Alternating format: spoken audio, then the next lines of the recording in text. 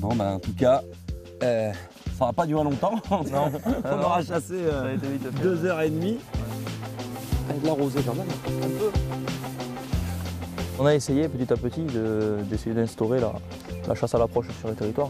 Bon, ça n'a pas été trop évident au début parce que bon, les gens étaient un petit peu réticents par rapport à cette chasse individuelle et tout, mais bon, petit à petit, ils se sont rendus compte qu'au final, d'avoir un territoire comme on a nous et de pouvoir chasser un gibier comme le brocard à l'approche, c'est quand même autre chose que de le chasser en battu. C'est une chasse, moi je trouve ça magnifique. En tout cas, vous avez un bien beau terrain de jeu, Voilà. avec un territoire bien varié, un biotope différent, que ce soit dans le fond de la vallée ou ici sur le haut. Bravo encore à vous deux pour cette belle démonstration de chasse, la réussite de ce premier brocard.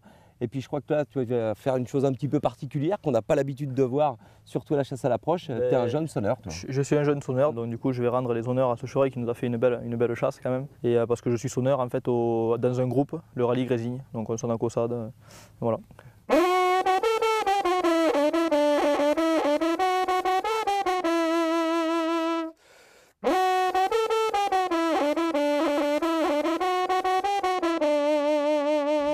Et bien voilà, ce best-of est maintenant terminé. Je tenais à remercier particulièrement Kevin et Romain Armand pour cette dernière approche du brocard, ainsi que l'ensemble des intervenants qui nous permettent de réaliser cette émission chaque semaine. Merci aussi à vous de nous rester fidèles. Moi, je vous donne bien sûr rendez-vous la semaine prochaine, vendredi soir à 19h30, pour découvrir le dernier best-of de la saison.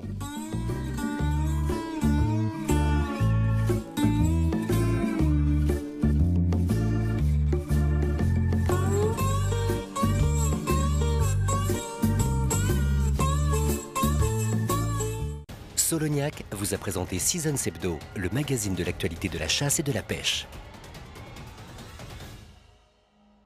La semaine prochaine, en cette période de fin d'année, j'aurai le plaisir de vous retrouver pour vous proposer de découvrir le dernier best-of de cette saison 2013. Non, c'est encore un chevenne. Pour débuter ce best-of, c'est une véritable leçon de pêche que je vous propose de revoir lors d'une session hauler avec Sylvain Garza. Incroyable ce que tu me fais encore, toi! Là, je pense qu'aujourd'hui, c'est l'homme du jour quand même. Puis retour en Camargue, où j'ai vécu une magnifique passée du matin au canard avec Marc Monet. Bien joué, David. Voilà. Merci Marco. Et une pêche de la dorade royale dans le golfe du Morbihan avec Mickaël et Fabrice. Le bon coin! Joli poisson.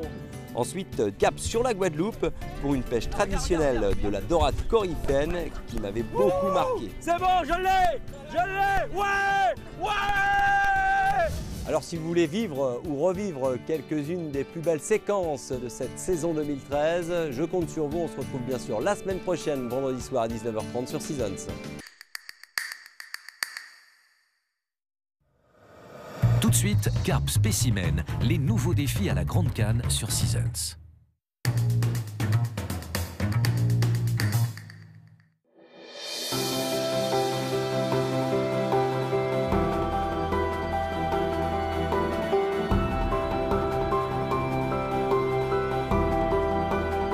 Cerelaf, Cermaral, Sanglier, Ibex, Marco Polo, Chevreuil, Élan, DHD Laika Voyage organise vos séjours de chasse à l'étranger. DHD Laika, 20 ans d'expérience au service de votre passion. Vous, devant votre écran, Télécable Sat Hebdo est fait pour vous. Envie de cinéma, sport, séries ou documentaires, découvrez chaque semaine la sélection du meilleur des programmes télé. Et pour mieux profiter des nouvelles chaînes, des pages programmes toujours plus complètes. Télécable Sat Hebdo, le guide le plus complet pour la télé par câble, satellite et ADSL.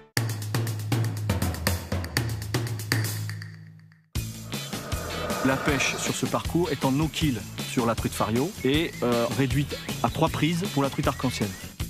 Quand on pêche la truite de mer, il faut varier constamment la vitesse de récupération du leurre. Mouliner vite, puis marquer les temps d'arrêt. C'est pas une des pêches les plus actives, mais c'est une pêche qui permet de prendre de gros poissons et puis malgré tout de passer des journées agréables dans le bateau. La mouche en réservoir, c'est tranquille. Et je sais qu'il y a dans cette zone de très gros brochets. En Suède, déjà, ça bouge plus. C'est cette errance de la mouche qui va intriguer le saumon et le faire monter en surface. L'essentiel, c'est d'aller à la pêche. Suivez-nous. La vieille canne en bambou, je crois que cette fois, elle a vraiment rendu l'âme. En décembre, dans Mouche et Toc sur Seasons.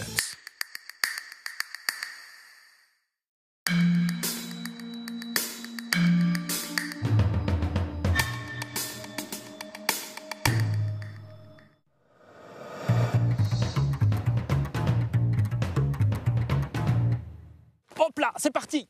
Allez. Oh putain, regarde, allez là-bas au ponton, regarde. Et des épices, dont du piment. Fais attention, c'est très très puissant. Oh là, il est en colère. Hein. Elle a été surprise d'aller dans l'épuisette. Oh là, regarde ça. Oh, elle est belle. Je veux passer la barre des 15. Oula. Viens. Ouais. C'est bon. C'est là. Yes. Sacré commune. Non mais ça c'est pas être pêcheur, ça s'appelle être sorcier, être magicien. Tiens. Allez.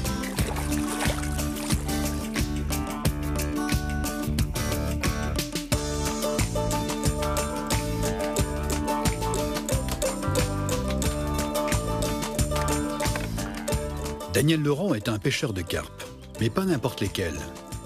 Depuis plus de 20 ans qu'il les observe, il traque les spécimens munis d'une simple canne et de quelques pellets. C'est par cette approche presque rudimentaire que Daniel et ses amis ont l'intention de capturer des spécimens habituellement réservés aux carpistes.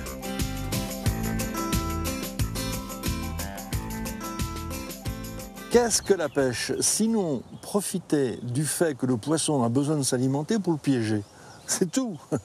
Qu'on prenne une carpe, une truite ou un verron, et il a toujours besoin de bouffer. C'est ça qui fait la pêche. C'est pas autre chose. En ce début de saison, il a rendez-vous avec son ami Jérôme Lagarde pour une pêche de surface dans des conditions difficiles. Salut mon petit Daniel. Ah Jérôme, tu vas bien? Ah oui, allez, on y est. T'as fait bonne route? Ça va? Oui, ouais. Très bonne route, merci. Ouais. Prêt? T'as vu la météo? Je suis pas trop confiant avec la météo. Hein, ça a bougé. Il y a quelques carpes qui sautaient, non? Écoute, j'ai vu quelques gobages, mais pas vraiment de gros poissons, mais peut-être que j'étais pas au bon endroit. Ok, ben je vais aller te montrer ça en détail. Le parcours. Allez, on y va. Allez. En ce début de mois de mai, la température extérieure atteint péniblement les 10 degrés. Mais ce qui préoccupe le plus Daniel, c'est le vent. Pendant 2-3 jours, on a eu du Mistral. Ouais. Ça soufflait un peu. Regarde les belles branches, regarde déjà le beau poste qu'il y a là. D'accord. Même le long là-bas. Il y a quand même un petit peu de vent. Hein. Je ne sais pas si elles vont monter au pain. On va pêcher là? Alors, on va déjà essayer de pêcher là au pain en surface pour essayer de faire monter une ou deux grosses. Ouais. Et puis ensuite, on fera une pêche traditionnelle au cou si tu veux. Au flotteur. Avec les cannes. D'accord. Hein? Allez, on essaye de faire. Fais-moi. Pas faire d'ombre sur l'étang. Voilà. Moi, je pense qu'on devrait... Toi, d'ici, on est bien. Si on se met ici, toi, tu vas lancer du pain pour essayer de les tenir au bord, pour faire monter les petites au bord.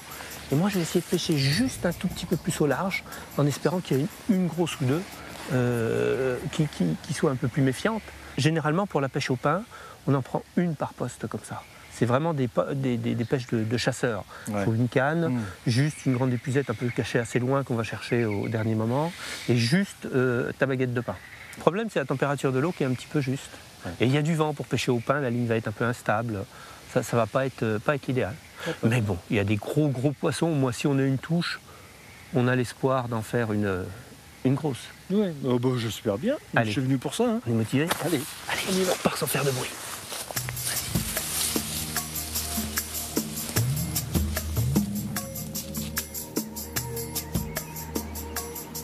L'idéal pour ces types de pêche spécifiques de surface, c'est d'avoir un fil très solide. Moi, je prends un fil qui a énormément de résistance. Le montage doit être le plus simple possible. Donc, je fais une boucle très simple en haut et un hameçon à œillet. C'est un hameçon numéro 10? Alors, moi, je prends des hameçons très très légers. Donc, je prends des hameçons qui ne sont pas de taille trop importante. Je prends des numéros 10. Ils sont par contre assez gros de fer tout en étant très légers. Le but étant qu'ils n'entravent pas du tout l'aspiration de la carpe sur les petits morceaux de pain qu'on va mettre au cas où ça soit très difficile. Donc une boucle en haut sur le dacron reliée à l'élastique pour le haut du corps de ligne. Et puis juste en bas, une boucle pour l'hameçon. On passe le fil dans l'œillet. Et on va juste faire une boucle qui va être de 3 ou 5 mm. De façon à garder l'hameçon le plus articulé possible, pour que l'aspiration de la carpe ne soit absolument pas gênée par une éventuelle rigidité créée sur la hampe de l'hameçon par le montage même de l'hameçon. Et donc voilà l'articulation de l'hameçon autour du fil. C'est-à-dire on peut avoir un fil très rigide, très gros, ça empêcher que sur l'aspiration, la carpe va pouvoir très très facilement aspirer l'hameçon et pouvoir se piquer. Pour la pêche, comme on va pratiquer au pain en surface, en espérant pouvoir faire monter quelques gros poissons, l'idéal, c'est de rien avoir sur la ligne. Pas de plan. Voilà. D'avoir quand même une ligne assez longue, de façon que la canne ne gêne pas les poissons quand on va mettre la canne. Ça fasse pas une ombre. Voilà. Donc l'idéal, c'est d'essayer de se cacher, jeter quelques bouts de pain pour les attirer, en ayant déjà la canne hors de l'eau, mais pas lèche encore tombée dans l'eau. Donc on aménage le poste avec l'épuisette, avec le tapis de réception. Tu vas commencer à jeter tes mouillettes. Voilà, tout doucement, sans faire de bruit. Sans faire de bruit, et ensuite tu vas choisir ton poisson. Et après, on va essayer, s'il y a quelques poissons qui montent, d'attendre qu'il y ait un beau poisson qui monte pour prendre un. Ça j'adore, allez, on y va. Allez, on espère, on croise les doigts. Allez, go, c'est parti. Tu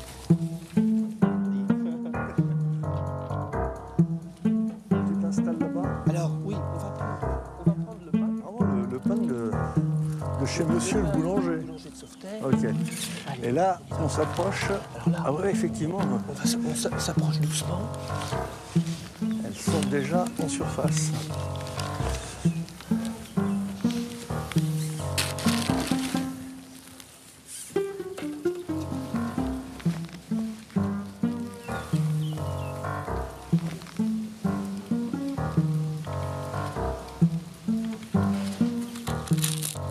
Ah ouais. Puis alors, c'est vraiment le baiser, quoi. C'est aspiration tranquillou. Oh là là. Celle-là, elle fait bien au moins 20 livres. Ah ouais. Attends, là j'ai merdouillé un peu. Attends, bouge pas. Daniel, tu vas m'aider, tu vas lancer des petits morceaux de pain. Fais attention de bien les grouper pendant que je prépare mon hameçon. D'accord. Ça m'intéresse aussi de voir comment tu le hèches.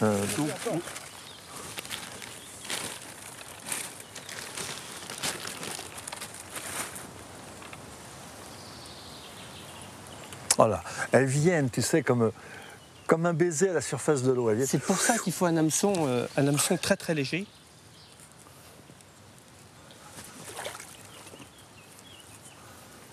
C'est absolument génial. C'est beau à voir. Alors, regarde là, celle-là.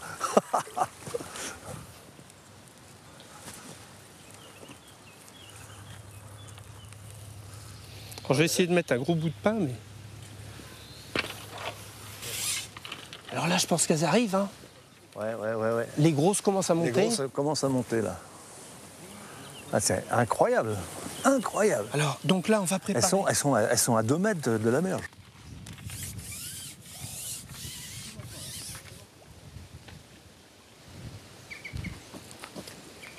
Merde.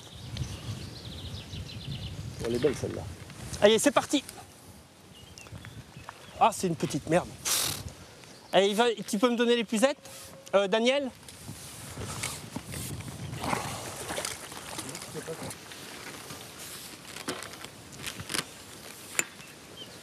On va essayer de ne pas leur faire peur pour essayer d'en prendre une autre après. Voilà. Si tu veux l'épuiser, on va pas faire de bruit pour... putain, c'est pas de bol, hein, c'est une toute petite. Allez, vas-y. Voilà. Alors, on va reculer pour pas leur faire peur. Et puis essayer d'en faire une autre. On va essayer d'en faire une autre. Ouais. Parce que celle-là, c'est vraiment un bébé. Je vais alimenter le coup. Hein. Vas-y. Hein? L'agitation provoquée par cette première prise inquiète Jérôme. Il sait par expérience que le coup va être difficile à reproduire. S'il veut capturer un spécimen, il faut se résigner à changer de poste. Finalement, il décide d'abandonner ce coup pour tenter leur chance plus loin. Mais la météo est instable le vent souffle par rafale et complique les conditions de pêche. Jérôme et Daniel ne s'avouent pas vaincus.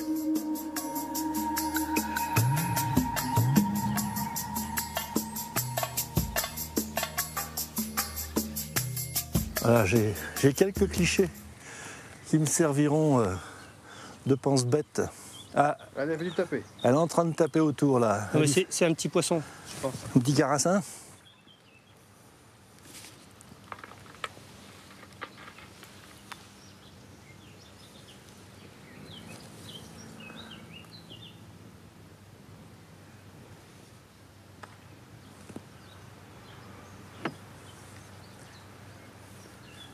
L'arbre mort qui est dans l'anse à droite, ça va être un sacré refuge aussi pour elles. Oui, alors donc elles adorent se cacher dans les arbres, bien sûr. Il y en a plein tout le tour. Hop là, c'est parti. Allez. Je pense que c'est une belle. Comment tu sens au bout? Ouais, je sens que ça tire. Ça tire? Ouais, attention qu'elle aille pas dans les branches. Tombe pas à l'eau quand même? Ça, c'est une plus grosse celle-là. Non, c'est bon, tu peux me lâcher. Je voudrais pas prendre un poisson de 80 kilos, quoi. Là. Alors. Ah, là, je pense qu'elle est plus grosse, celle-là. Alors, l'action, explique-moi, là. Donc, elle part à droite, tu vas à gauche, mais... Alors, l'idée, c'est de, au départ, le premier rush, c'est de la laisser... C'est un peu... Voilà. Pas être trop méchant. Là, on a évité les arbres. Hein. Elle a une belle action, cette canne. Hein. Voilà, oh, juste... Putain, regarde elle est là-bas, au ponton. Regarde. Super. Super. Mais si elle venait là-bas, fallait pêcher là-bas. Attends. Ah, elle est grosse. J'ai peur que tu tombes à l'eau. C'est une grosse. Hein. C'est une grosse, hein? Ouais. Ah ouais. Ah, il y en a pour un quart d'heure, là. Non, bah c'est plutôt les branches qui gênent beaucoup, surtout. Alors, je vais essayer de me décaler là-bas parce que elle va tout près aller dans les branches. Ouais. Fais gaffe à ces branches-là aussi, quand même. C'est une très grosse. C'est une très grosse, tant mieux. Là. Ah, elle est toujours dedans. Hein. Et là, tu estimes à combien l'élastique dehors, là? 15 mètres. Ouais. Ouais, en montant plus haut, tu vas... Alors là, il faut avoir une confiance absolue dans ton matériel. Hein. C'est évident. C'est pas là qu'il faut se demander si ça va casser ou pas. Hein. Là, en fin de compte, c'était il y a encore quelques années dans le domaine de l'impossible. Allez, vas-y, c'est le moment là. Allez, c'est bon. Oh, elle est belle. Vas-y. Ouais, elle est belle. Magnifique. On l'a eu. Allez. Magnifique, superbe. Ouah, le tapis. Oh, la mémère. Va chercher le tapis. Elle est superbe. Allez. Ah, joli poisson. Joli poisson. Magnifique. Tu mérites de retourner à l'eau. Ouais. Je pense qu'elle mérite. Allez, ma belle. Regarde ce beau poisson. Regarde. Magnifique. Magnifique. Ça fait combien ça? 10, 15? Ah, t'as un pesant? 10, hein, au moins. Hein. Ah, moi, je dirais 25 livres. Donc ça vaut le coup de prendre qu'un poisson des fois. Ouais, mais et puis de prendre un beau poisson comme ça. C'est un beau spécimen. Alors, pour une pêche au cou quand même. Alors ça c'est une magnifique carpe hein, qui fait plus de 10 je pense. Je pense qu'elle fait 25 livres. Ouais, elle fait 12 kilos à peu près. Très très trapu, un poisson qui a été pris dans les arbres. Hein. Regarde, regarde la queue, c'est énorme. La caudale était... Elle est passée dans les branches malheureusement, elle s'est abîmée un petit peu. Elle a une bouche, on pourrait y mettre une balle de tennis. Ouais, donc tu vois les morceaux de pain, on met des gros morceaux de pain, mais quand tu vois la grosseur de la bouche, c'est énorme quoi. Voilà, donc c'est un poisson très très large, très très massif, hein, qui vient de frayer, ça fait environ 3 semaines, comme on disait tout à l'heure. Hein. Ah ouais, c'est un joli poisson. C'est vraiment un beau poisson. Hein. Tu sais quoi? On va la remettre à l'eau. On va la remettre à l'eau tout de suite pour pas la faire souffrir.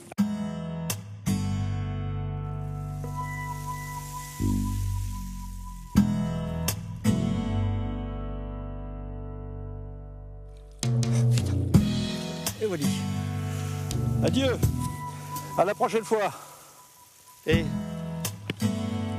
on va essayer d'en prendre une autre. Allez, on va en prendre une sur le fond maintenant. Allez, on recommence.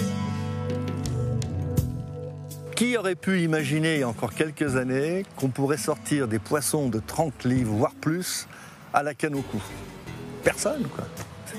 C'était un rêve. Puis il y a eu quelques farfelus qui ont été voir des fabricants qui travaillaient pour l'aéronautique, pour les voiliers, pour les rames, etc. Dire faites-nous des produits qui soient souples, résistants et qu'on puisse sortir des poissons spécimens. L'un d'eux, c'est Gérard Trinquet que je vais rencontrer demain. Aujourd'hui, on peut concurrencer, peut-être même encore un peu plus, les carpistes qui eux-mêmes reviennent à nos méthodes à nous, à l'amorçage, aux pellets, à la pâte d'enrobage. Je ne sais pas jusqu'où ça va aller, mais on y va. Oh, c'est une grosse. Ah, c'est une grosse.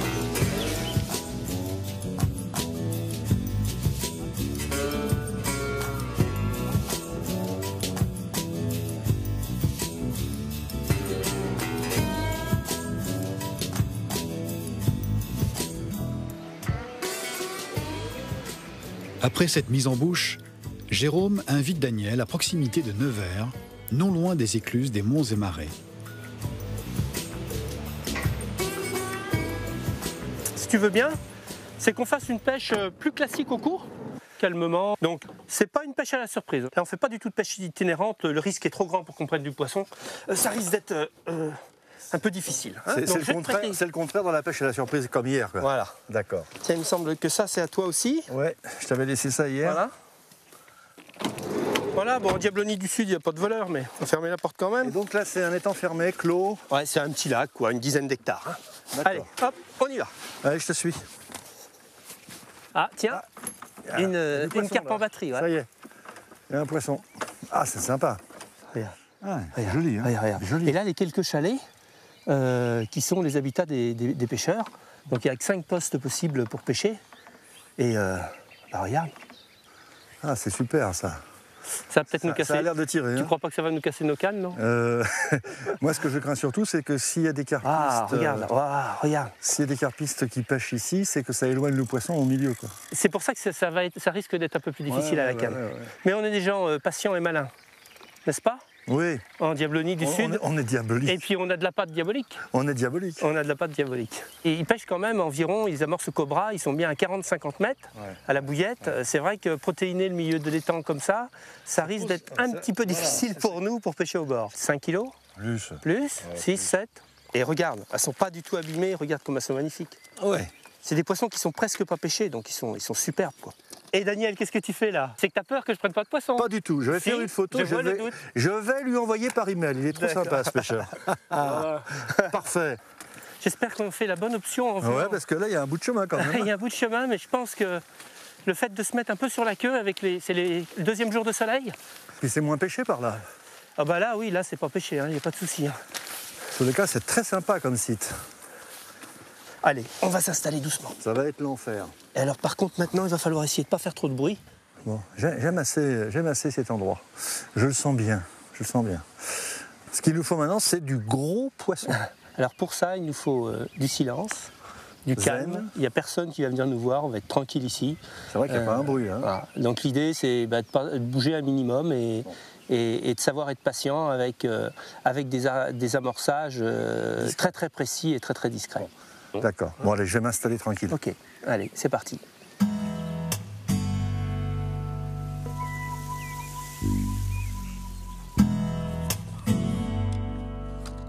Alors, je vais prendre un beau chocolat que je vais juste piquer à l'hameçon. Alors là, je vais tremper mon chocolat dans un dip très spécial, très épais, qui enrobe ou une bouillette ou un chocolat comme ça, et qui a vraiment un effet déclencheur de touche. Bon, Jérôme, oui, je vais te mendier quelques appâts. Ah, tu es le mendiant de la Diablonie alors. Exactement. Eh ben, je vais te donner des petits bonbons. Les chocolats là. Voilà, les petits chocolats de la Diablonie du Sud. Alors celui-là, tu vois, je crois que je vais les mettre à l'hameçon. Voilà, et puis... par contre, je vais amorcer avec les micro-pellets. Voilà. Alors ça, c'est un dip qui est vraiment très très puissant. C'est fait à base d'ail, de garlic et des épices, dont du piment. Fais attention, c'est très très puissant. Très très très puissant. Et ça, tu prends ton chocolat qui est légèrement humidifié et tu le trempes un petit peu dedans. Ça me plaît bien. C'est très très puissant. Ça et le foie, c'est vraiment deux dips. Je vais faire un cocktail d'enfer. Allez, vas-y. Là, c'est impossible de goûter ça. Daniel, il est fou. Hein. À mon avis, je ne sais pas si c'est l'âge, peut-être qu'il devient un peu sénile, mais il ne se rend pas compte de ce qu'il fait. Hein. Parce que goûter ce qu'il a goûté là, ou alors c'est peut-être une carpe. C'est peut-être une grosse carpe déguisée en... C'est la diabolique qui m'a métamorphosé. Ah, ça c'est dangereux. Hein. C'est dangereux et puis on n'a pas encore attaqué l'apéro. Hein. Mais moi, je sais pas. Si c'est bon pour le poisson, c'est forcément bon pour moi. Je veux dire, il n'y a aucune raison que je me méfie.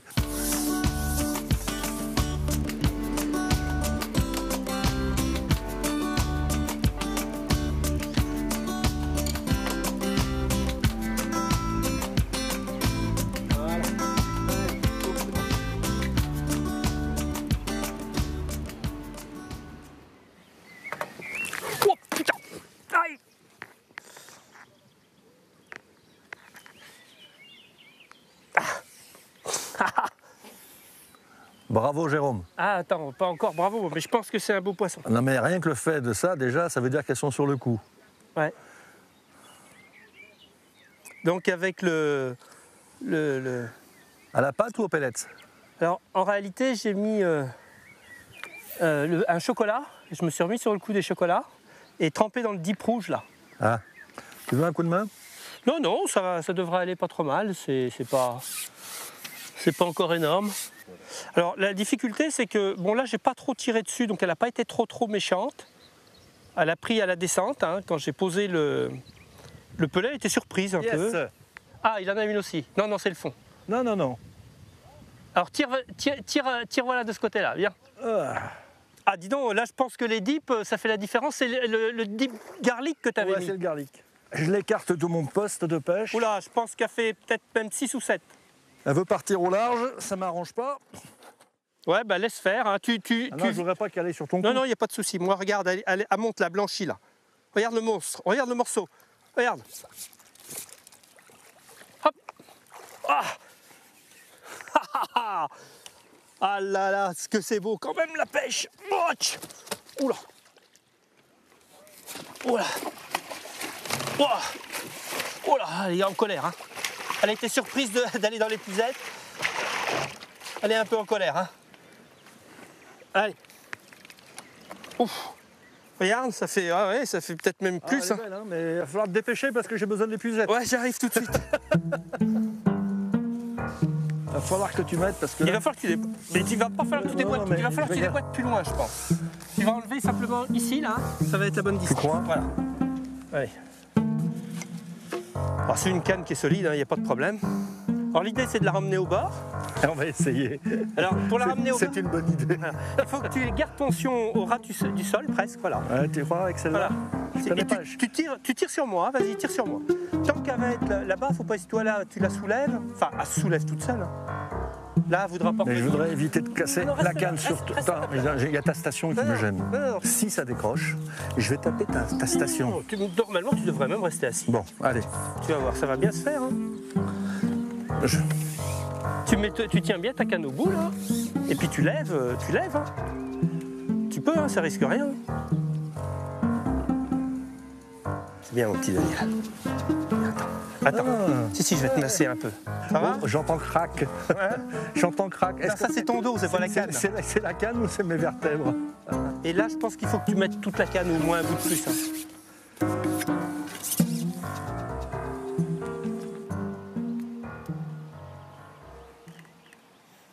Ah, il faut la laisser se refatiguer un petit peu. Hein. Ouais, on va. Mais... T'éloigne pas. Oh, regarde. Oh, t'as vu la caudale? Regarde. Ah, c'est un monstre. C'est incroyable comme avec des toutes petites lignes comme ça, des tout petits hameçons comme ça, réussir à prendre des poissons aussi gros, quoi. Tant que tu recules et tu tires. Attends.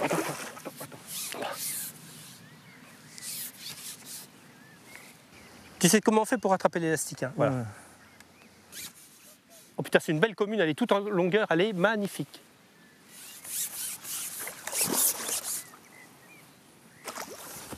Ouais, oh putain.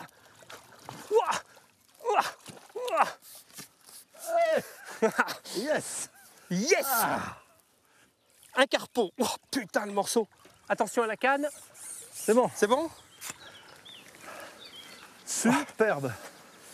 Quel poisson. Quel poisson. Oh. Incroyable. Incroyable, un monstre. Ça, c'est le spécimen, ça. C'est le spécimen. Ah, je sais pas combien elle mesure, mais plus d'1 mètre de long. Regarde, avec un tout petit hameçon, un fil de 20 centièmes. Eh, sans déconner. Tu vois ce que tu viens de prendre là? Sans déconner. Merci. Félicitations. Merci de m'avoir Bravo. fait connaître Super. ce plan d'eau. Eh. Elle est vraiment magnifique. Hein. Génial. Elle est vraiment très très belle.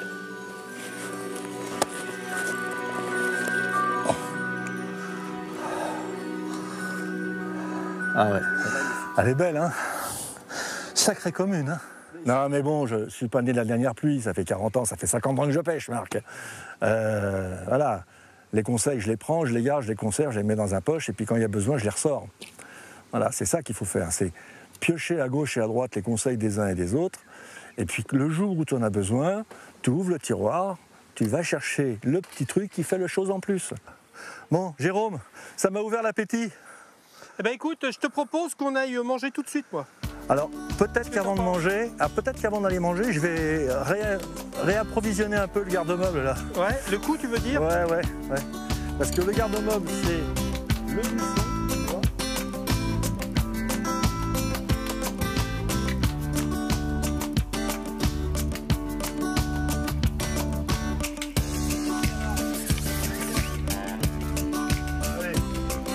Hello, Georges.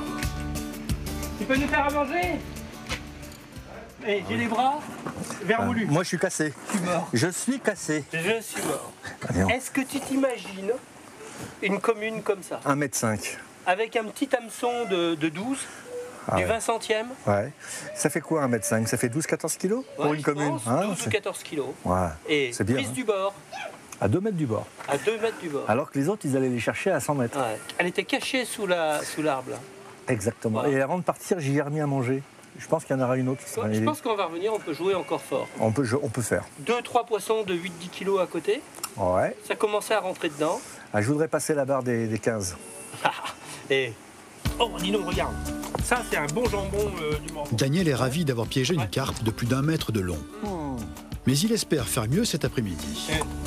Elle est pas belle la viande diabolisée du sud. De retour sur le poste, chacun vérifie son matériel et se concentre à nouveau sur le coup.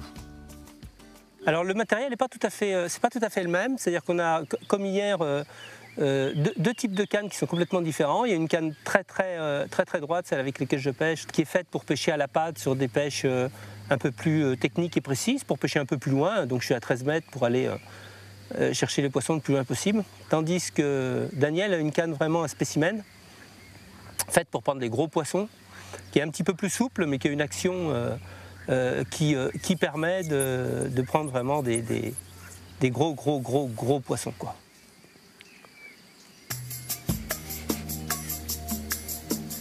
Le positionnement de la ligne, et plus particulièrement du flotteur, se fait par l'intermédiaire du poids de la patte. C'est-à-dire c'est la patte qui repose sur le fond, qui coule environ la moitié de la grande antenne du flotteur. La patte travaille sur le fond. S'il n'y a plus de patte autour de l'hameçon, ça va faire remonter automatiquement le flotteur, parce que là, il y a toute l'antenne du flotteur qui va ressortir. Donc ça nous sert à plusieurs choses. Détecter la touche, voir l'éventuelle présence de poissons sur le coup, et puis savoir si on a toujours la patte au bout de la ligne.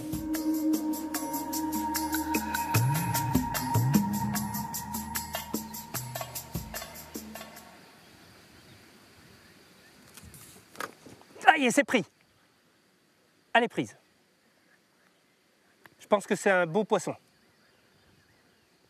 Ah, elle bouge pas du fond, hein. C'est un bloc, hein. Ah. Tu as un coup de main pour épister? Ça va aller, merci Daniel. Là, j'ai pris avec une patte très molle. Bon, le poisson est pas énorme. Mais bon, ça fait bien 5 kilos quand même. Ah si, c'est un beau bloc quand même, hein.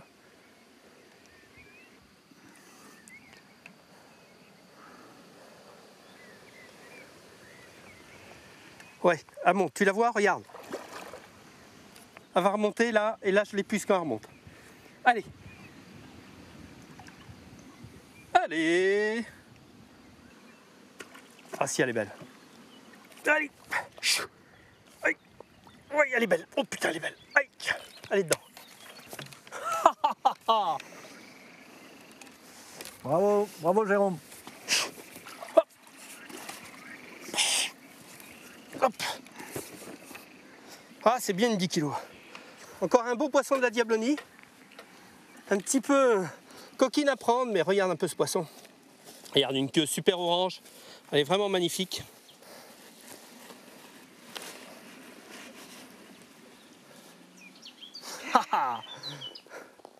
Et voilà. Elle nous a livré quelques minutes de combat sympathiques. Et maintenant, on va pouvoir la remettre à l'eau.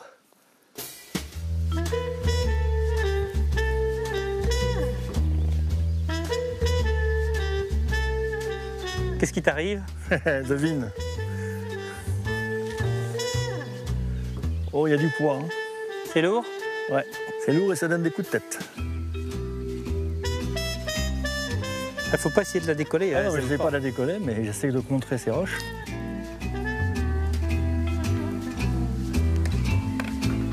Oh là.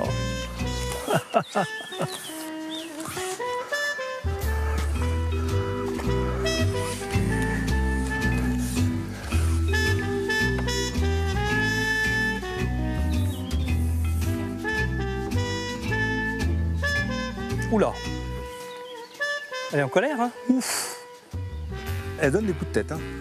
Parce que là, tu vois, elle part à gauche, après elle part à droite, elle monte, après elle ressonde. Là, un coup de tête. T'as vu le coup de tête? Jusqu'à là, ça va. Ah, elle est belle, hein? Pour un bel engin, hein. Épuisette. Allez, vas-y, monte là, je vais te l'épuiser, moi. Pas de soucis. Hop, je l'ai. Ouf. Bravo. Allez. Ah, encore un bébé poisson. Encore un bébé poisson. Oh, quel morceau. Oh, quel morceau. Le truc, c'est que au moment où le flotteur commence à disparaître, il faut le laisser partir. Et c'est uniquement au bout de 2 secondes après qu'il est totalement disparu que je ferre latéralement pour sortir le poisson du bois. Et là, après, les émotions, les sensations que j'ai avec cette canne, elles sont magiques. On sent le poisson, on sent les coups de tête, on sent tout, quoi. Et c'est un outil extraordinaire. Moi, je ne connaissais pas ce produit. Il est génial. Là, je me suis régalé comme un fou. Et l'autre carpe, la commune, c'était pareil. Je bridais le poisson, mais je sentais que le poisson en voulait davantage et il partait. Je sentais dans la canne le moment de rupture, ce qui fait que ça me permettait de rajouter des éléments ou de plonger la canne, etc. Je laissais revenir le poisson, je laissais repartir. La canne permet ces sensations. Elle est vraiment invincible. Ah, oh, la ben, je pense que c'est pas trop mal encore. Ah. Voilà, c'est un grand plaisir de t'avoir rencontré. Avec des bouillettes, des micro-bouillettes, je pense qu'on n'aurait pas eu le même résultat parce qu'il faut du temps pour que les arômes se dégagent. Tandis que là, avec ce booster, l'effet est immédiat et se répand dans toutes les couches supérieures de l'eau et ensuite se développe et attire le poisson. Comme ensuite, c'est un lieu qui est abrité, c'est un lieu qui est à l'abri, c'est un lieu encombré, elles se sentent en sécurité. Tant pis pour elles, elles viennent là et je les attends. Cette journée a été concluante. L'expérience des 2 pêcheurs a permis de piéger plusieurs spécimens et le matériel a fait preuve d'une résistance à toute épreuve. C'est une pêche qui fait qu'avec des petites cannes, avec un minimum d'èche super bien adapté, des bons boosters, pêcher en réfléchissant un petit peu, avec des tout petits fils, on peut prendre des poissons monstrueux. Ça donne une très très belle image de la pêche au cou. Ouais, je pense que ça peut même redynamiser la pêche au cou en France. Je pense que les carpodromes, ça a été un essor très important, mais la pêche dans des plans d'eau, en rivière, même en rivière sauvage, il n'y a pas beaucoup de touches, mais il y a possibilité de faire des poissons relativement facilement aujourd'hui. Ici, là, on n'est pas venu avant, on n'est pas venu préparer le coup, personne n'est venu pêcher avant nous. On peut le dire. On était sur un spot pas pêché. On peut le dire. On est les seuls à avoir pêché à la canne sur ce plan d'eau. Personne n'a pêché jamais pêché au bord. C'est vrai. Oui, je vois bien nos amis carpistes, là, ils sont à 80-100 mètres. Ouais. Et ils sont étonnés. Et ils sont loin de prendre plus de poissons que nous. Et puis ils sont étonnés de nous voir prendre du poisson en bordure. Tu veux que je te dise, mon petit Daniel, tu reviens quand tu veux. Mais ça, c'est Notre Diablonie du Sud t'a ouvert les portes une fois. J'en reviendrai. T'es rentré dans notre cœur et dans notre contrée. Le bis quand tu veux, pas de problème. Merci encore, mon ami. Allez, merci. Merci, à bientôt.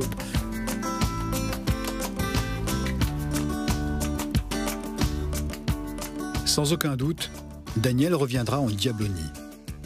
Dans sa quête au spécimen, les cannes jouent un rôle déterminant. Mais d'autres éléments, tout aussi importants, sont à considérer. Pour faire le point sur l'évolution du matériel, Daniel s'est naturellement adressé à son ami Gérard Trinquier, le spécialiste incontournable de la pêche à la grande canne. Pour pouvoir appréhender ces gros poissons, il a fallu bien évidemment qu'on fasse déjà grossir le nylon. Mais pour faire grossir le nylon, il fallait qu'on qu'on agrandisse considérablement la résistance de la canne. Parce que si le nylon est plus puissant que la canne, t'as compris, qu'est-ce qui va arriver, hein? En réalité, quand on va mettre en œuvre cette pêche, on met en œuvre quoi? On met en œuvre 4 choses. Un hameçon, un bout de nylon, une canne et un élastique. Et pour avoir une résistance maximum, il faut que ces 4 choses-là arrivent à travailler toutes. Si tu as quelque chose là au milieu qui est trop puissant, il ne va pas travailler du tout et il va faire casser tous les autres. Donc ça, c'est dangereux. Maintenant, si tu veux prendre un coefficient de sécurité, tu fais exprès. Dans ces 4 paramètres-là, tu mets quelque chose d'un petit peu plus faible, bien sûr pas la canne, hein, parce que ça coûte trop cher, et là ça va tenir lieu de fusible. Si vraiment il y a un gros problème, c'est lui qui va casser. Quelquefois on pêche en 20 centièmes, on va dire, bon, 20 centièmes ça me paraît un peu léger, je vais mettre du 30. Avec le 20 tu vas prendre le poisson, avec le 30 tu vas tout casser. Parce que le 30 ne va pas jouer en élasticité, un nylon est toujours un petit peu élastique, et il va te faire casser soit la canne, soit l'élastique, soit l'hameçon. Ça peut casser comme du verre, d'ailleurs si ça casse, si un jour ça doit casser, ça casse net. Il y a aussi quelque chose de très important dans la résistance de la canne. Donc le membrin proprement dit, et la conicité de chaque élément. Hein, c'est-à-dire chaque élément est en forme de cône. Et d'ailleurs, le plus petit élément, on va le voir ici, hein, on a ce diamètre-là, et le plus gros, on a celui-là. Il faut passer de là à là, donc la canne est intégralement conique. Et cette conicité permet aussi donc cette courbure de la canne quand on est à action de pêche et qu'on rencontre le poisson. Sur les très gros poissons, ça permet à la canne de travailler en traction, alors que par définition, le carbone, c'est pas souple. C'est pas fait. Voilà, c'est pas fait pour ça. C'est pas fait pour ça. Donc, et là, sur un très gros poisson, on va obtenir une courbe qui va compenser les coups de rush des poissons en même temps que l'élastique.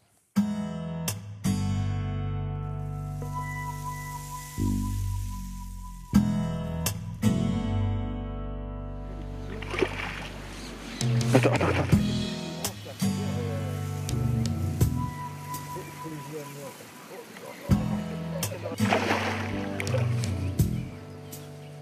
Les coefficients d'élasticité des élastiques creux sont aujourd'hui de 8. C'est-à-dire que là, on a un élastique creux qui fait en gros 2 mètres. Ça va me permettre de développer 16 mètres.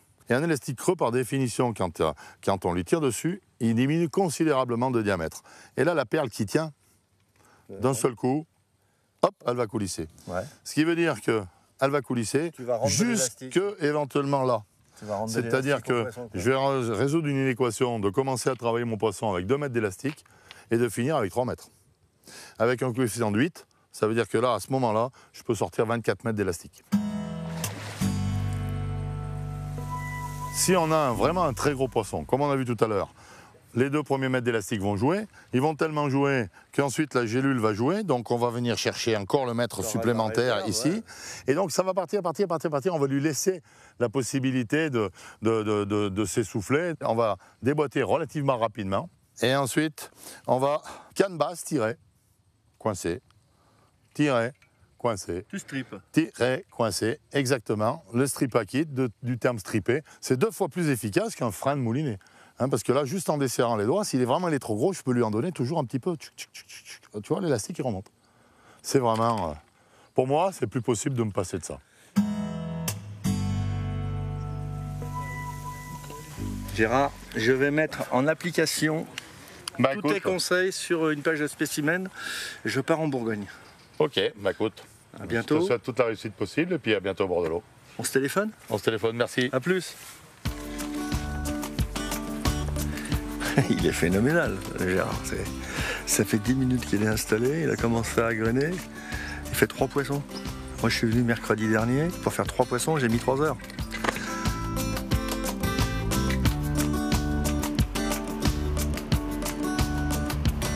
Les explications de Gérard ne font que conforter Daniel dans son approche au spécimen.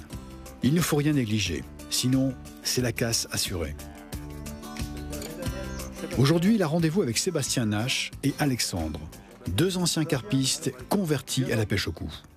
Alors ce qui est intéressant, c'est que c'est un plan d'eau, c'est pas un carpodrome. Tout à fait, ah oui, là on sort du cadre des plans d'eau traditionnels comme on voit en ficherie, en carpodrome, avec une densité bien moins importante. Ouais. Donc là on est de l'ordre de 100-150 carpes sur 12 hectares.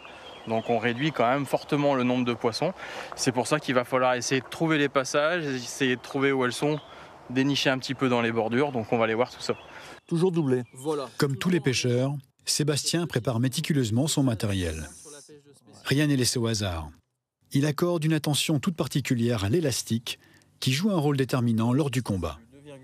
Pour de la pêche de bordure, donc des choses assez difficiles d'accès, je préfère utiliser par exemple un double plein, qui sera beaucoup plus fort. Quand tu dis double plein, ça veut dire qu'il est tressé en double. Tout à fait. Toujours doublé. Voilà, toujours en ayant cette petite chose au bout qui est très importante sur la pêche de spécimen. Ouais. Oui, maintenant l'élastique, tu vas le monter sur le kit, sur 2, 3 ou 4 éléments? Alors là, on va le monter certainement sur 3. Après, d'une canne à l'autre, ça peut changer. Ouais, peut-être 3 éléments, c'est une cage de bordure, quoi. Voilà, tout à fait. Voilà. Alors que si tu pêches au large, peut-être... Tu peux te permettre de monter sur 4. Voilà. Si vraiment on a un étang qui est profond, où les poissons ont tendance vraiment à partir loin, d'avoir sur 4 brins, ça garde encore une réserve supplémentaire. Surtout que là, on est sur du spécimen, donc il faut garder toujours une petite marge de sécurité, sans trop l'avoir non plus, puisqu'il faut quand même maîtriser le poisson. Alexandre est déjà à son poste. Il va pêcher en pleine eau, contrairement à Sébastien, qui va tenter de débusquer un spécimen en bordure. Mais tout d'abord, il faut repérer le poisson. Tiens, je me demande s'il n'y en a pas une là-dessous, là. Oui, il y a un poste qui est sympa, là. Et en plus, tu peux descendre un petit peu. Et puis hier soir, là, elle fouillait le long de la berge. Ça, c'est une pêche de trappeur. C'est une pêche un peu à la Davy Croquette, voire sans être vue. Ouais, ça fait une petite cassure sur le bord, là. Puis c'est un petit peu dégagé sur le côté, donc ça facilite un peu le travail du poisson. Surtout, parler, c'est pas grave. Ce qu'il faut surtout faire, c'est pas taper des pieds, parce que ça résonne dans l'eau et le poisson, il fout le camp. Ouais. Donc là, tu vois, hier soir, elle fouillait un petit peu là, le long, là, juste le long de la berge, là. Vraiment sur le bord. Hein. Donc il faut vraiment être discret quand on pêche comme ça. Et ça m'étonnerait pas que ce soir ça recommence, parce que ça fait déjà 2 soirs de suite qu'elles viennent là. Donc il doit y avoir quelques poissons qui traînent dans le coin. Ça doit être le passage. Là, elles suivent. Là. Voilà, elles doivent suivre, à mon avis, elles suivent beaucoup la berge tout le long pour aller jusqu'au fond où on pêche dans le coin. Là. Tu les vois surtout après, dans l'après-midi jusqu'au soir. D'accord. Hier soir, jusque quasiment presque 8h30, 9h, on les voyait se promener. Après, c'est vrai que sur ce genre de pêche comme ça, de recherche de poissons, tiens, regarde, il y en a une belle sous l'arbre. Ah oui, exact. Sur ce genre de pêche, le problème, c'est qu'il faut vraiment... on suit un petit peu le poisson, on suit un petit peu l'activité pour essayer de dénicher quelques carpes qui peuvent être postées sur la bordure et susceptibles de manger. Elle est en train de bouger. Là. Tiens, il y en a encore une deuxième même à côté. Ouais. Ces carpes sont de taille tout à fait respectable.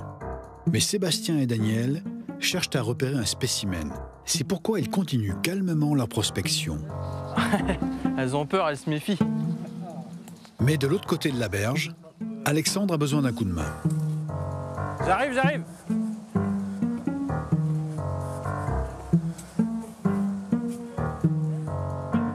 Ah, j'arrive. Elle met des coups de tête régulièrement au fond pour chercher à défendre la profondeur, mettre un peu plus de pression sur la ligne. Seb, ça y est, ça va être bon. Ouais, j'arrive. Allez. On va déboîter là tranquillement. Là. Ah bah un beau poisson. C'est un beau poisson. Surtout pris dans ces conditions-là, le long de la berge, tout poisson se mérite. Allez, c'est bon, c'est dedans. Super. Bien joué. Bravo. Bravo, monsieur. Merci, super.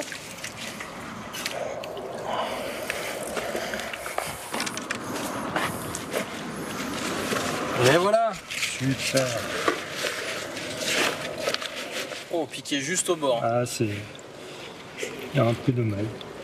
Eh ben, même si c'est pas un ultra spécimen, on sent vraiment bien les coups de tête en fait. Hein, on sent vraiment la pression qu'exerce le poisson en gagnant le fond à chaque fois. Vraiment des vrais coups de tête bien marqués. Il y a un charme dans la pêche des spécimens, c'est que même si on met toutes les chances de notre côté en termes de matériel, de taille d'élastique, de réglage de la tension, quand on voit la taille des poissons, la défense explosive qu'ils ont, je veux dire, le rapport de force est presque inversé. Le poisson a quasiment plus de chances que le pêcheur de s'en sortir et de sortir du jeu ou du piège. Ça dépend comment on l'interprète, mais c'est plutôt un jeu, c'est un vice. Et même les cannes, enfin, je veux dire, aujourd'hui, il n'est pas rare, si on touche des poissons qui dépassaient 25 kg, de casser la canne. Le poisson, voilà, a encore cette chance, il est encore supérieur au pêcheur dans cette approche. Donc, c'est une vraie adrénaline hein, quand on touche, quand on ferre, quand on sent la pression exercée du poisson. Voilà, on recherche ça en fait. Hein.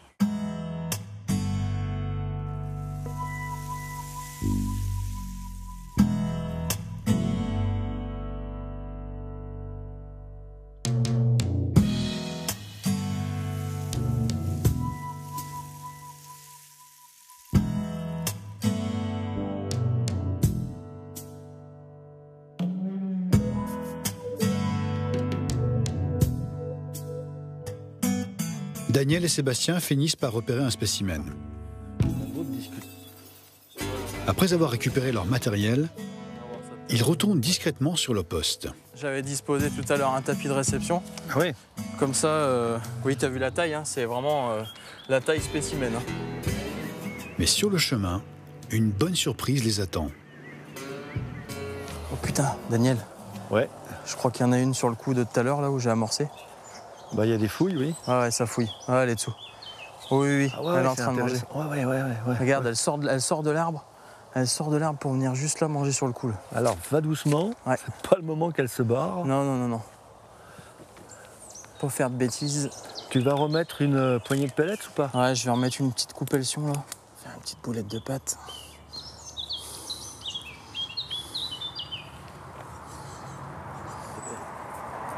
Oh la belle fouille toi.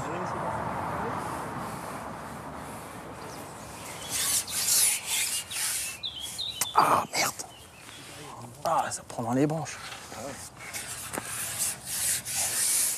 Hop. Allez dessous. Il n'est pas question de s'approcher davantage. Comme Daniel, nous resterons à distance pour filmer la scène. C'est les gardons qui viennent taper la boule, peut-être même la ligne, le nylon.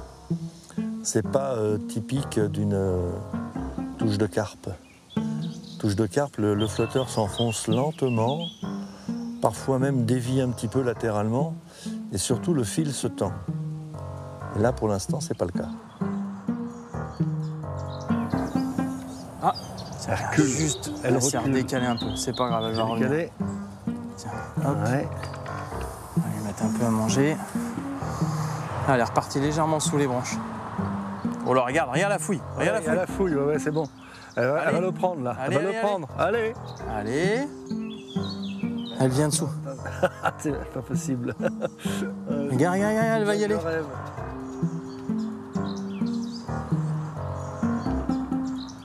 Ah, ça y est.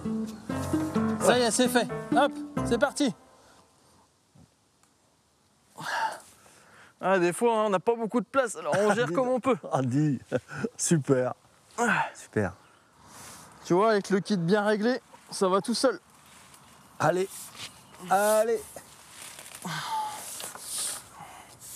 Et l'élastique qui sort pas, regarde là, regarde. Elle est belle, hein. Tiens, regarde ça. Elle est magique. Ah, magique. Regarde ça. Et attends, il y a des branches là-bas. Hein. Elle est violente, celle-là. Elle est lourde. Hein. Oufant. Elle joue bien sur son poids. Ah. Elle commence à monter. On va la voir. Oh là là, regarde ça. Oh, elle est belle. Regarde l'engin. Oh, c'est une tarte aux pommes. C'est pas possible. Oh. Ouais, l'élastique est sorti là. Regarde le petit bout d'élastique. Ouais. Mais elle monte en surface, regarde. Ouais. Oh, elle est magnifique. Elle est belle là. Si je peux faire quelque chose, tu le dis. Yes, bah de toute façon, je crois qu'on a laissé l'épuisette là-bas. Je vais aller à l'eau, je vais l'attraper. Dès que j'ai déboîté, je te donne le kit et on finit ça comme ça. D'accord. Yes. Regarde ça. Oh, elle est belle, hein. Parfait. Magnifique. Oh, regarde. Oh oui. Ah ouais, elle est belle. Oh oui. Ah oui. Oh oui, elle est belle. Tu veux un coup de main? Ouais, je veux bien. Tiens, je vais te donner le kit. Comme on n'a pas l'épuisette, je vais aller la chercher. Ça marche. Je vais aller la chercher. Tiens, les gaffe, elle s'est emmêlée. J'essaye de te l'amener. Yes. Si elle veut bien. Si, ça va aller, tu vas voir. Allez, viens ma belle, viens. Elle commence à être fatiguée, ça y est. Oh, elle est vraiment juste piquée au bord. On va essayer de pas la perdre. Vas-y, je t'attends, ma grosse. Allez, viens. Viens. Ouais. C'est bon. Tu l'as? Yes. Ah. Oh, regarde ça. Oh, regarde-moi ça. Oh, regarde-moi ce beau bébé. Allez. Fais voir un peu le poisson. Oh, superbe. Regarde ça. Superbe. Oh, elle est bien fatiguée, elle s'est bien battue, la grosse. Bon. Superbe. On va la mettre sur le tapis de réception. On va faire les photos. Yes. Et après, on lui rend la liberté. Ah oui. Elle est trop belle. Avec plaisir. Allez. Magnifique. Un beau spécimen. Ah ouais, un vrai de vrai, là. La carpe au cou, comme ça, c'est génial. Un beau combat bien intense. Pour un gros bébé comme ça, c'est parfait. Le rêve. Calmez un peu parce qu'elle met des gouttes sur mon objectif. Allez, bravo, souris. Allez, souris, ça mérite une photo. En plus, elle a une bouche extra. Ouais, c'est ce qu'on est venu chercher. Un beau poisson, là. Ouais, un beau spécimen. Super beau combat. Un poisson typique d'ici. Super haut, super gras. Tiens. Allez.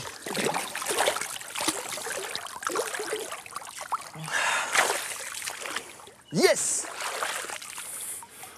Bravo. Impec. Un beau poisson pour finir. Moi, je trouve c'est parfait. Impeccable. Regarde. L'homme face à la nature. T'attrapes le poisson, il est là, c'est parfait, t'as gagné. Moi, j'ai quitté cet univers de pêche en batterie, tu vois, pour ces sensations-là. Pour cette recherche de poisson, on va le traquer, on va le cibler, on va l'attraper. C'est vraiment des sensations complètement décuplées. C'est une communion avec la nature. Tu regardes, on est vraiment dans la nature. Voilà, c'est du sauvage, c'est du 100% sauvage. C'est le top. Merci. Ouais, de rien. Parfait. À mettre dans l'album et puis surtout pour répertorier les poissons qui sont présents. Jamais, ça plaît un peu dans le Ricard le midi. Voilà, c'est ça. Mais c'est tout. Ça, c'est un bon jambon du jambon. Ouais. Et une évolution telle qu'il faut une remise à niveau.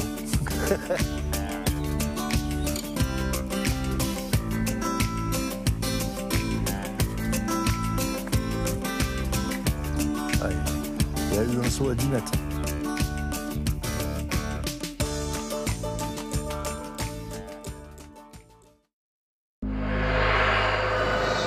Et ça reste pêchable entre le point 1.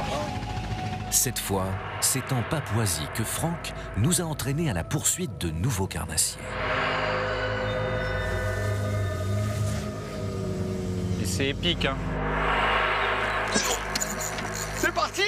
Nous découvrirons des espèces à l'aspect très menaçant et aux attaques violentes.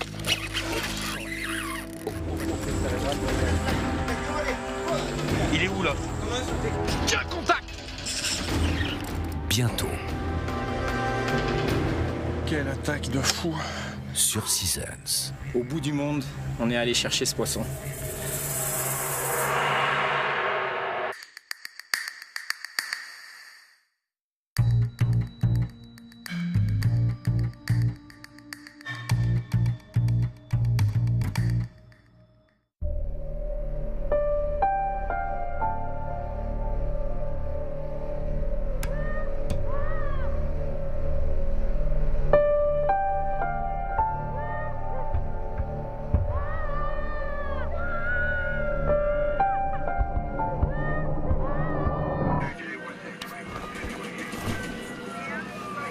Ne laissons pas nos enfants se faire piéger par les images. Soyons tous responsables face aux écrans. Parlons-en sur jeunepublic.csa.fr.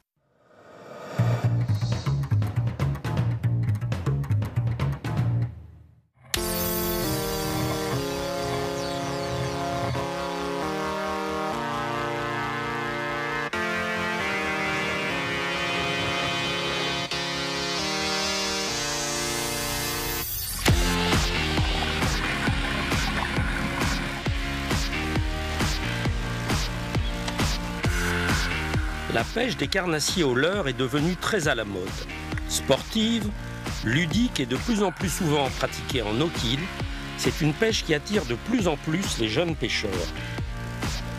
Parmi les carnassiers d'eau douce, le brochet reste le trophée par excellence, surtout quand il approche la barre magique des 20 livres. L'immense panoplie de leurres dédiée à sa capture que nous offrent les fabricants ou les importateurs reflète bien ici encore l'adage qu'avant de prendre le poisson, il faut prendre le pêcheur. Spinnerbaits, crankbaits, stickbaits, poppers, plugs, jigs, magnets, topwater lures, suspenders, deep divers, importés d'Extrême-Orient ou d'Amérique du Nord, prennent certes des brochets, mais à quel prix? C'est ici le cas de le dire.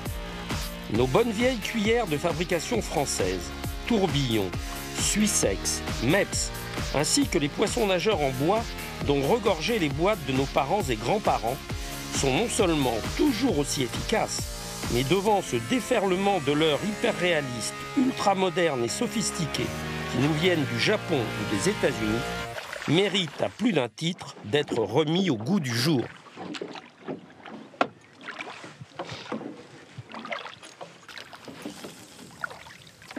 Le vent est un peu tombé là, donc là j'ai mis un ensemble cuillère avec un poisson caoutchouc derrière, là ça fait quand même une grosse bouchée.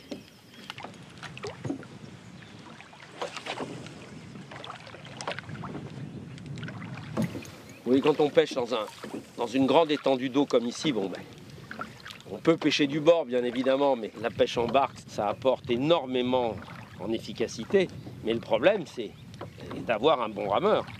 Quand on a quelqu'un qui sait tenir la barque, là quand on est sur un endroit où on veut insister un petit peu, parce qu'au brochet, il faut quand même, souvent, s'ils ne sont pas vraiment affamés, il faut insister, donc on sait qu'on est sur une bonne place. Et si quelqu'un peut tenir la barque sur place, quand il y a du vent, juste sans faire de bruit, c'est quand même, d'une part, indispensable, mais c'est très très précieux. Et Roger, à 88 ans quand même, il a quelques dizaines et dizaines d'années sur les avirons, en Seine et ailleurs. Tiens, et en voilà. Je crois pas que ce soit très gros, mais il tient bien.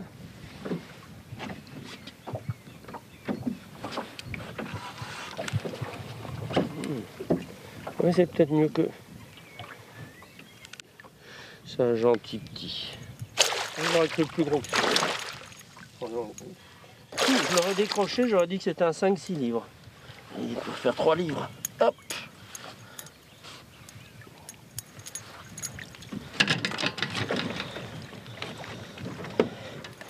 C'est bien, il est pris juste au bord.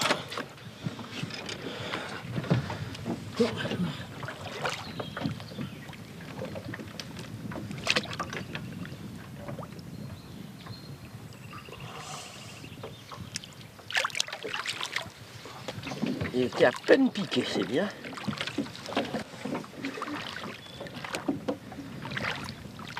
Moi j'aime bien ces associations-là de cuillères et poissons. C'est une vieille cuillère veltique, c'était Peson et Michel qui fabriquaient ça. Bon, les premiers c'était Mepps, les Mepps Véronais, mais je trouve quand même que ça marche toujours très bien là. C'est une cuillère, l'association cuillère et poisson, donc Mepps a inventé ça dans les années 60. Ça marche toujours très bien. Et au brochet, je pense qu'on fera jamais mieux. Mais moi, ce que j'aime, je les bricole moi-même, je mets un grand poisson. Les plus grosses cuillères Véronais, Mepps quand même, c'est bien, mais c'est quand même plus... pour prendre du petit brochet. Bon là, c'était pas un gros. Hein. Mais si on veut tenter un gros brochet, moi, j'hésite pas à mettre vraiment... Ça, c'était des poissons... Ils appelaient ça le pilchard à l'époque, c'était pour pêcher le bar. Ça brasse l'eau et ça fait quand même... Moi, je trouve ça joli.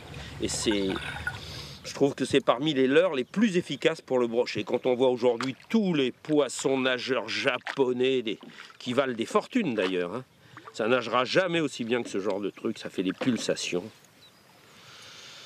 Voilà.